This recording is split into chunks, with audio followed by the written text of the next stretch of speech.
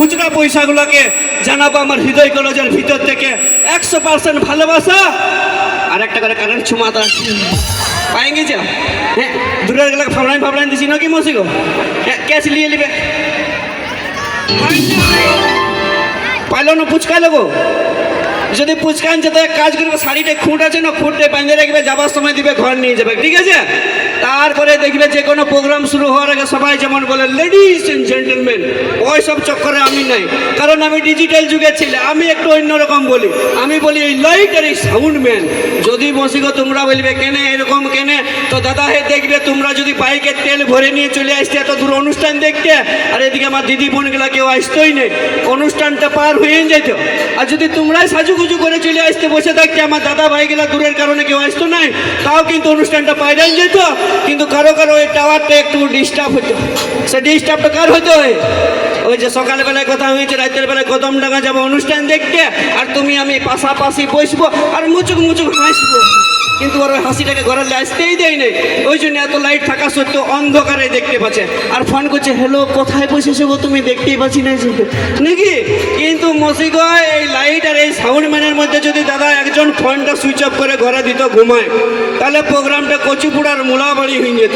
সেই জন্য light man ও সাউন্ড ম্যান তথা তোমাদের এলাকার super duper hit sound system পয়লার সাউন্ডের জন্য একটা জোর করে হাতে তালি হোক দেখি।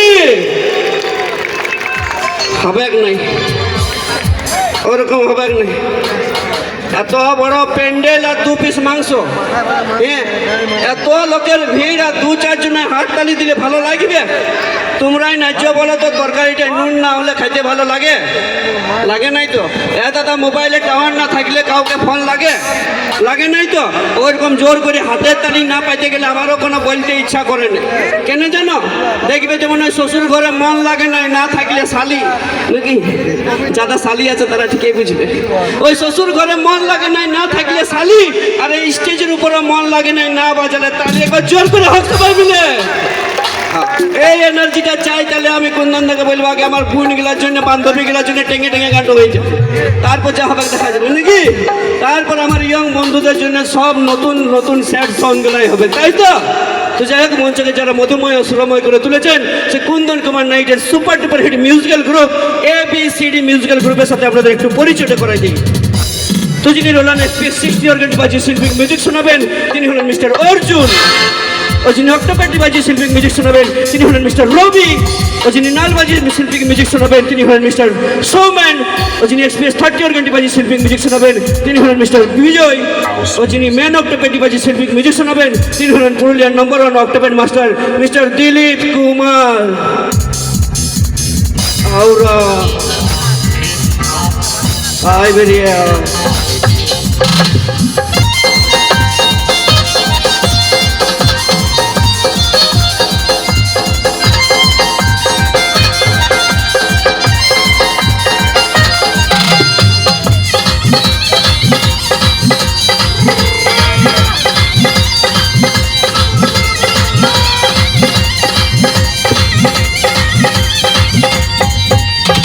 স্ট্যাচু টুকরুম টুকরুম তোমাদের সবাই নামগুলা বলে দিলি, আমার নামটা কে হাঁকান দিবে?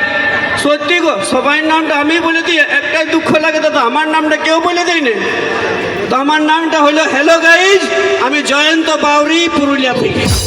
আমাদের পুরুলিয়ায় এখন বেশি হ্যালো গাইজে চলছে, নাড়ু বলছি কাটারি, কিন্তু আমি নাড়ু লয়, আমি জয়ন্ত বাউরি পুরুলিয়ার রাঘবপুরলে। চাপ লিবে না, ঘরের ছিলা বঠি। দিনের বেলায়ও কাজ করতে হয় রাতের বেলায়ও কাজ করতে হয়, ওই জন্য আমার ডাক নাম দিয়ে দিয়েছে আলু, মানে ঝোলো থাকি ঝালো থাকি। এই বয়সে কি করবো মা গো, দিনের বেলায় লেখাপড়া করতে হয়, লেখাপড়া করতে যাই এই বছর আরো মায়ের বাবার ডাল ধরান দিয়েছে মানে বিহা দিয়ে দিয়েছে। ঘরে একটা ছোট পাড়া বউ আছে, দিনে রাতে যদি না টাকা কামাবো তো বউটার মাথাটায় নারকেল তেল আর গালটায় ফেরের লাভলি লাগাবার পয়সা জোগাড় করতে পারবো, কি করবো কিছু করার নেই। তো চলো নিয়ে আসবো অনুষ্ঠানের পূর্বে কিছু ভক্তিমূলক গান, 2-4টা ভক্তিমূলক গান হয়ে যাক, যে সকল বয়স্ক কাকা যেটা আর মা মাসিরা রয়েছে তাদের জন্য, তারপর আমার ইয়ং বন্ধু ও বান্ধবীদের পালা। তাই সেই মঞ্চের শুরুতে নিয়ে আসবো সর্বপ্রথম singer mister Chiranjit Banerjee. Check hello hello check check hello. একটু ড্রাই লাগছে এফেক্ট দিন মনিটরে। আর আউটটা আপনি আপনার মতো করে নিন। Hello chicks hello